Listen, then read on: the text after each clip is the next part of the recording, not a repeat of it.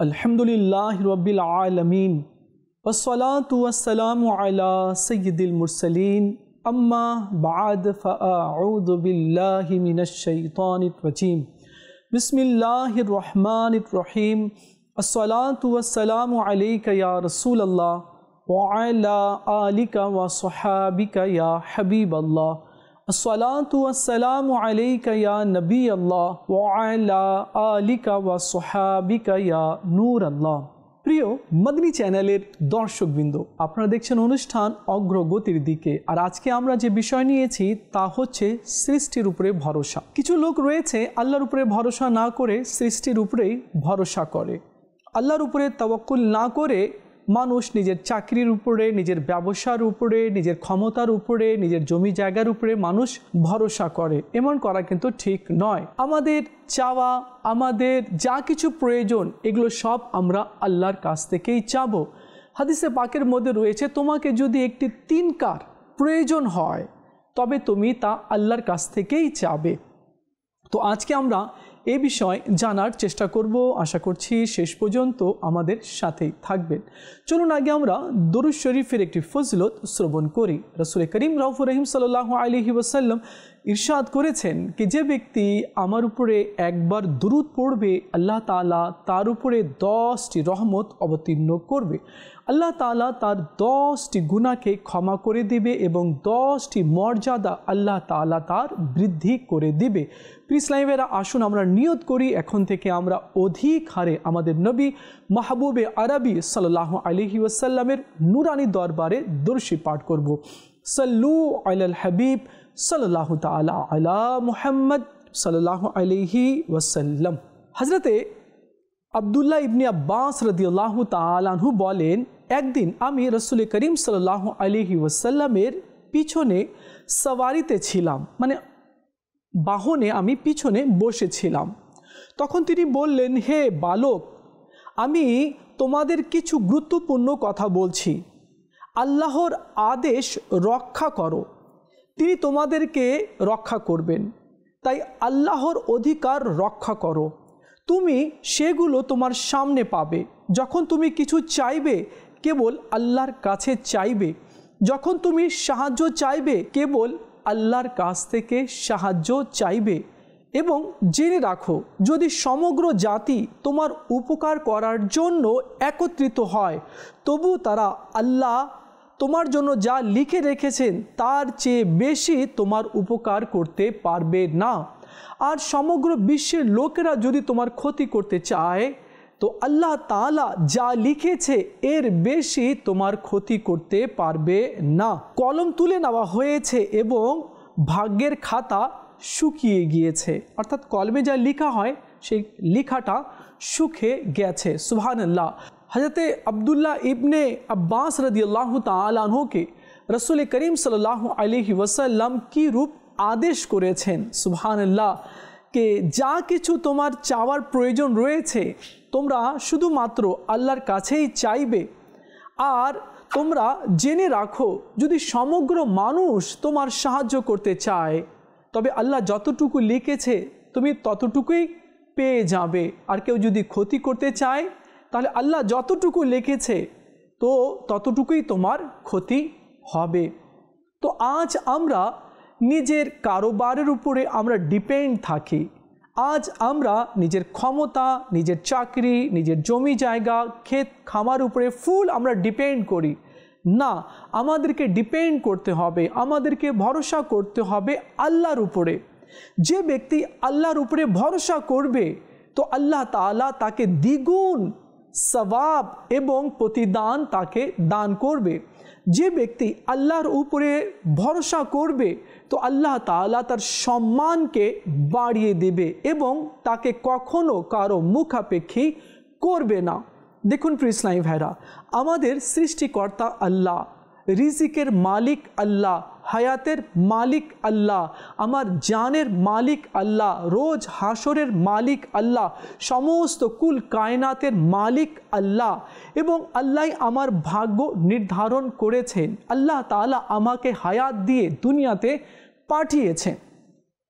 কিন্তু দুর্ভাগ্যক্রমে আমরা এত কিছু নিয়ামত দেখার পরেও, পাওয়ার পরেও আমরা শুকরিয়া আদায় করছি না। আমরা ডিপেন্ড করছি অন্য মানুষের উপরে, সে দিলে আমি চলবো, হ্যাঁ এটা হলে আমার ফ্যামিলি চলবে, এই সেই না। কেননা আমাদের মাইন্ড যে আছেন এটা কনভার্ট হয়ে গিয়েছে, এই জন্য যে আমরা দিনের রাস্তা থেকে দূরে সরে গিয়েছি। যদি আমরা দিনের রাস্তায় থাকতাম তখন তো আমরা বুঝতে পারতাম, কিন্তু এখন আমরা বুঝতে পারছি না। প্রিয় ইসলামী ভাইরা, সব কিছুর মালিক আল্লাহ, দেনেওয়ালা আল্লাহ, পালনকর্তা আল্লাহ, রিজিকের মালিক আল্লাহ। তো যা কিছু আমরা চাইব সব কিছু আমরা আল্লাহর কাছেই চাইব, মানুষের কাছে আমরা ডিপেন্ড করব না, এটা কিন্তু ঠিক নয়। হ্যাঁ আমি চাকরি করছি, এটা আল্লাহ তাআলা একটা ওসিলা করে দিয়েছে।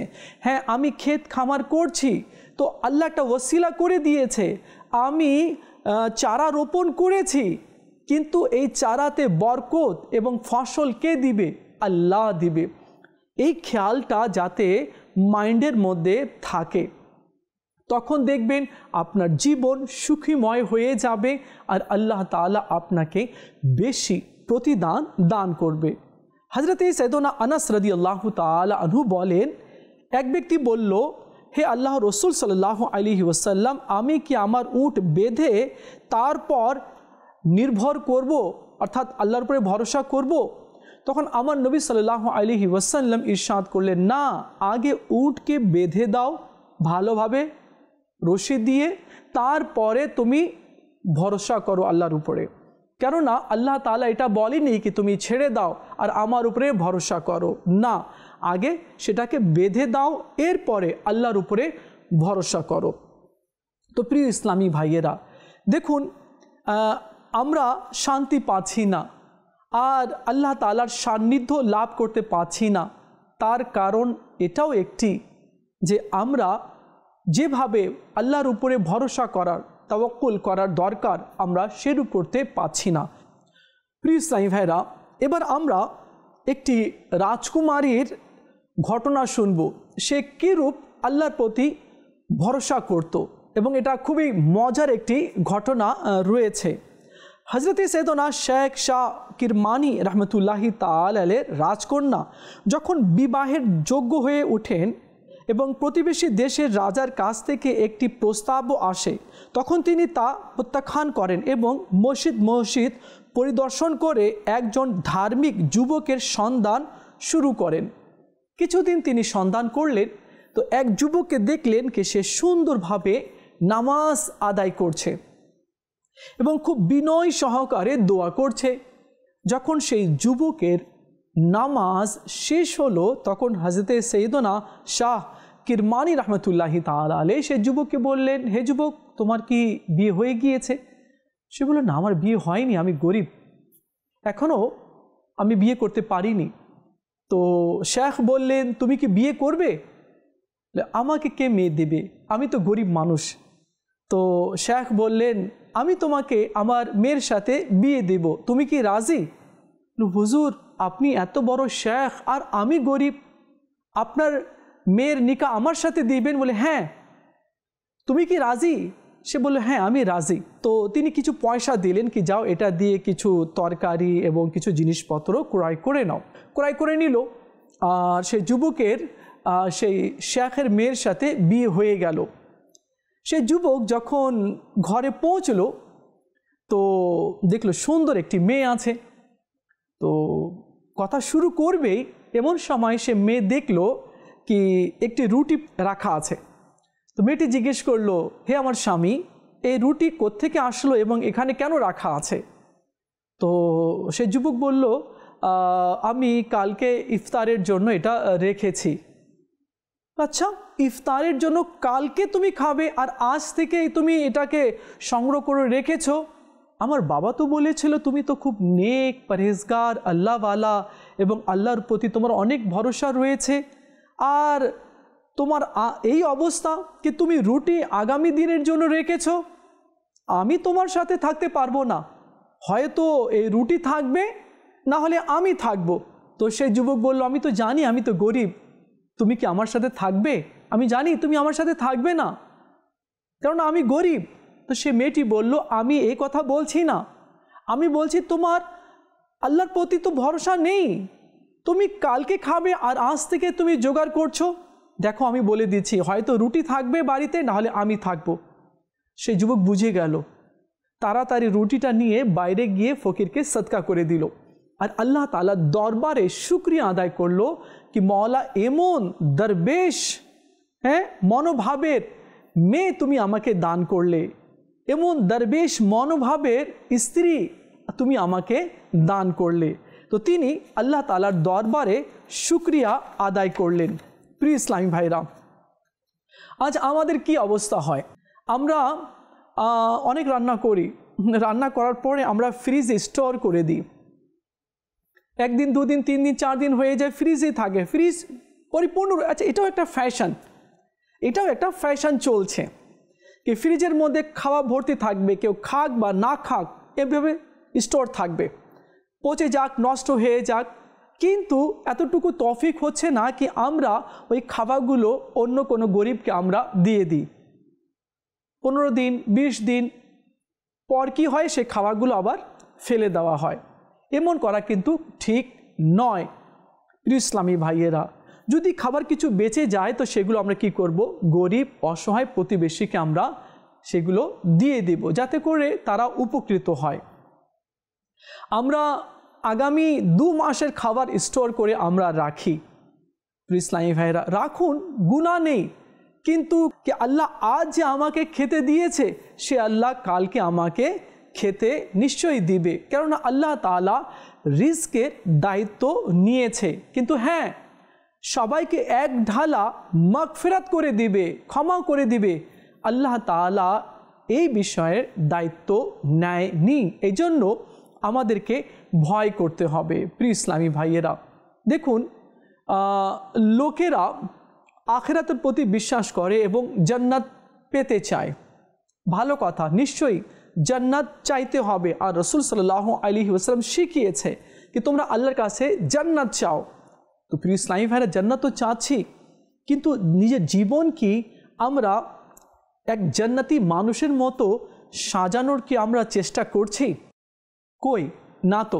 অনেকেই বলে কি মওতের সময় যাতে আমাকে কলমা নসিব হয়ে যায়, মওতের সময় যাতে সুমধুর কলমা আমি যাতে পড়তে পারি, আর কলমা পড়ে যাতে আমি এই দুনিয়া থেকে বিদায় নিতে পারি। এটা সকলের আকাঙ্ক্ষা, আমারও রয়েছে, আপনারও রয়েছে, সকলের রয়েছে।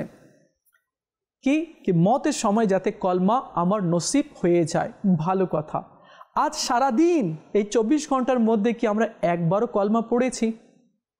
আচ্ছা, আজকে দিন বাদ দেন, এই 1 সপ্তাহের মধ্যে কি আমরা একবারও কি কলমা আমরা কি পড়েছি? এই 1 সপ্তাহ বাদ দেন, পুরো মাসে কি আমি একবারও কলমা পড়েছি? অনেকে পড়েছে, কিন্তু সংখ্যা একটু বেশি রয়েছে এমন লোকের কি যারা পড়েনি। আমরা চাচ্ছি কি মওতের সময় আমাকে কলমা নসিব হয়ে যাক, কিন্তু আমরা কলমা পড়ছি না। এখন জীবিত আছি, হায়াত আছে, শরীর ভালো আছে, মৃত্যুর শয্যায় পড়িনি, কিন্তু আমরা প্র্যাকটিস করছি না। দেখুন প্রিয় ইসলামী ভাইরা, যার যে জিনিসের অভ্যাস থাকবে তো সেটা মুখে চলে আসবে। তো আমরা তো চাচ্ছি কি ইমানের সাথে মত হোক, কিন্তু সে অনুযায়ী আমরা কাজ করছি না, তো এটা বোকামি না? নিশ্চয়ই এটা বোকামি রয়েছে। আল্লাহ তাআলা আমাদের সবাইকে বেশি বেশি কালমা শরীফ পাঠ করার, নেক আমল করার তৌফিক দান করুন। এখানে একটি কথা রয়েছে, বর্ণিত হয়েছে কি যখন কারো হিচকি আসে তো সে যাতে হিচকির সময় কলমা পড়ে, হিচকি নেওয়ার সময় যাতে কলমা পড়ে। কেন? এই জন্য কি মওতের সময় মানুষ একটা হিচকি নিবে, আর ওই হিচকি যখন নিয়ে নিবে তো মওত নির্ধারিত, মওত চলে আসবে, মানে কিছুক্ষণের মধ্যে সে মারা যাবে। তো যখনই হিচকি আসে তো যাতে আমরা কলমা পড়ি, কলমা পড়ি, কলমা পড়ি। মওতের সময় যখন হিচকি আসবে তো সেই সময়ও যাতে আমার কলমা মুখে চলে আসে, কারণ প্র্যাকটিসটা তো আগেই ছিল, তো ওই সময়েও ওইটা কলমা আমাদের মুখে চলে আসবে। তো এটাও বুজুর্গানে কেরামগণ আমাদেরকে শিখিয়েছে। প্রিয় ইসলামী ভাইয়েরা, আত্মনিয়ন্ত্রণের বিরুদ্ধে কিছু অভ্যাস। আমরা কিছু শুনি, কিছু মানুষের অভ্যাস থাকে যে তারা অন্যদের কাছ থেকে জিনিসপত্র চাইতে থাকে যদিও তাদের কেনার সামর্থ্য থাকে। এখানে কিছু উদাহরণ দেওয়া হচ্ছে, শুনুন। 1, প্রতিবেশীর কাছ থেকে প্রতিদিন দিয়াশালাই, চা পাতা, চিনি ইত্যাদি চাওয়া। এখন কিছু প্রতিবেশী বা সকলের কথা বলছি না, কিছু মহিলা এমনও রয়েছে বা কিছু পুরুষ এমনও রয়েছে যা পাশের বাড়ি থেকে একটু চা পাতা নিয়ে আয় বা একটু চিনি নিয়ে আয়, দেখ তো দুধ আছে নাকি তার বাড়িতে, যে বল কে চা বানাবে, একটু দুধের প্রয়োজন আছে। তো কিছু লোকের সামর্থ্য আছে, কেনার সামর্থ্য আছে, চাপাতি, চিনি, দুধ কেনার সামর্থ্য আছে, কিন্তু তারপরেও প্রতিদিন কারো না কারো বাড়ি থেকে কিছু না কিছু চাইবে। আজকে এই বাড়িতে গিয়ে বুবু 2টা পেঁয়াজ থাকলে দে না, দিয়ে দিল। আবার ওই বাড়িতে যাবে, বুবু 2টি আলু থাকলে দে না, হ্যাঁ আমি বাজারে যেতে পারিনি, এই সেই, ঠিক আছে 2টি আলু নিয়ে আসলো। আবার কারো বাড়িতে যাবে, বুবু ভাত আছে, ভাত ছেলেটাকে দিতে হবে তো, আমি রান্না করিনি, চলো বাবা, ও লজ্জার কারণে দিয়ে দেয়। আচ্ছা সকলের কথা না, কিছু কিছু এমন আছে, অভ্যাস থাকে, হ্যাঁ এটা একটা অভ্যাসে পরিণত হয়ে যায় চাওয়ার। ওই বাড়িতে যাবে, হ্যাঁ বাবু কেমন আছিস, হ্যাঁ ভালো আছি, আর কি অবস্থা, এই সেই বলার পরে জানিস কি হয়েছে, আজকে না আমি বাজারে যেতে পারিনি, বা ও আবদুল্লার বাবা বাজারে যেতে পারিনি, তো কিছু চাল থাকলে দে না, আমি কালকে দিয়ে দিব, 1 কেজি হলেই হবে, নিয়ে আসে। তো সামর্থ্য আছে কেনার, সে বাজারে গিয়ে বা দোকান থেকে কিনে আনতে পারে, কিন্তু তারপরেও এই বাড়ি থেকে নেওয়ার অভ্যেস রয়েছে। তো এটা কিন্তু ঠিক নয়। নাম্বার 2, টাকা থাকা সত্ত্বেও ব্যালেন্স না তোলা এবং অন্যদের কাছ থেকে ফোন করার জন্য মোবাইল ফোন চাওয়া। আরে জানিস একটু ভুলে গিয়েছিলাম ব্যালেন্স নিতে, জানিস, হ্যাঁ আর হঠাৎ করে টাকাও দেখছি নাই, তো তো একটু ফোনটা দেন, একটু কথা বলবো আমি। ও আল্লাহ, 1 মিনিটের জন্য চাই, একেবারে 10 মিনিট শুরু হয়ে গেল। এখন যে মোবাইল দিয়েছে সে বলে আল্লাহ আমারও কাছে ব্যালেন্স কম আছে, কখন কথা শেষ করবে। 1 মিনিটের জন্য চেয়েছিল, 10 মিনিট হয়ে গেল, বেচারি ফোন ছাড়ছে না। আর হে মনে মনে দোয়া করছে, আল্লাহ তাড়াতাড়ি যাতে কথা শেষ হয়, চলো কথা শেষ হয়ে গেল। আহা ও কি হয়েছে, কথা একটু বেড়ে গেল, তো এই যে কথা বেড়ে গেল, কথা বেশি হয়ে গেল, টাকা ছিল ব্যালেন্স ভরানোর, তারপরেও এই বাড়িতে চলে যাবে, বুবু একটু কথা বলতাম তোমার ভাইয়ার সাথে, এই সেই, তো এই যে শুরু হয়ে গেল। তো এমন করাও কিন্তু ঠিক নয়। হ্যাঁ একেবারে এমার্জেন্সি রয়েছে, একদম খুবই এমার্জেন্সি রয়েছে, সেটা ভিন্ন কথা, কিন্তু বারবার এটা ঠিক নয়। প্রয়োজন থাকা সত্ত্বেও কারো কাছ থেকে কলম চেয়ে নেওয়া, খাতা চেয়ে নেওয়া, বই চেয়ে নেওয়া, বা মোবাইলে চার্জ দেবে, চার্জার নিয়ে আসা, আচ্ছা নিয়ে আসলো ঠিক আছে, দিয়ে দে, এখন না 1 দিন রাখতেই হবে। পরে ওই প্রতিবেশী আসে, কি হলো চার্জ হয়ে গেছে, আমারও তো প্রয়োজন আছে, চার্জারটা একটু দিতেন আমাকে। ওহো আমি তো ভুলে গিয়েছিলাম, আচ্ছা নেন। আল্লাহ, এটা কি হলো? হ্যাঁ তুমি চাইতে গিয়েছো, তোমার প্রয়োজন ছিল, তো তুমি নিয়ে আসলে, এখন ফিরিয়ে দিবে ভুলে গেলে, এটা কি কথা? তো টাকা আছে চার্জার ক্রয় করার, কিন্তু ক্রয় করছে না। অনুরূপভাবে কারো বাইক চেয়ে নেওয়া, টাকা আছে সে রিক্সা করে যেতে পারে, কিন্তু বাইক চেয়ে নিল। কোথাও সফরে যাবে, 2-4 বন্ধু একসঙ্গে যাচ্ছে, এখন প্যাকিং করবে, বলে দূর এত নেওয়ার কি দরকার আছে, ও তো নিয়েছে, ওর কাছ থেকে নিয়ে নিব। এখন লুঙ্গি, গামছা, হ্যাঁ বা কিছু পয়সাও ধার নিয়ে নিল। তো এটা করা কিন্তু ঠিক নয়, আর এটা অভ্যাসও কিন্তু ভালো নয়। এগুলোকে ছেড়ে দিতে হবে, নিজের উপরে ডিপেন্ড করতে হবে, আর নিজে টাকা পয়সা রেখে ঘর থেকে বের হতে হবে, যাতে কারো কাছে হাত পাততে না হয়। প্রিয় ইসলামী ভাইরা, বারবার কারো কাছ থেকে কিছু চাওয়া কিন্তু আল্লাহ এটা পছন্দ করে না। রাসূলুল্লাহ সাল্লাল্লাহু আলাইহি ওয়াসাল্লাম এই বিষয়ে কি বলেছেন চলুন আমরা শুনি। রাসূল করিম রউফুর রহিম সাল্লাল্লাহু আলাইহি ওয়াসাল্লাম ইরশাদ করেছেন, নিশ্চয়ই আল্লাহ তোমাদের জন্য 3টি জিনিস অপছন্দ করে। আল্লাহ অপছন্দ করে 3টি জিনিস, কি কি চলুন শুনি। নাম্বার 1, অনর্থক কথা বলা। বলছে, এখন যে শুনছে সে বলছে, আল্লাহ কখন এ যাবে এখান থেকে, আল্লাহ কখন নিজের মুখ বন্ধ করবে? এর সম্মানের জন্য আমি ছোট আছি, এখন ইনি বয়স্ক আছে, আমি যদি বলি ঠিক আছে পরে কথা বলবো তাহলে সে রাগ করবে। এখন সে মনে মনে বলে আল্লাহ কেউ আসুক যে আমি বাহানা করে চলে যাই।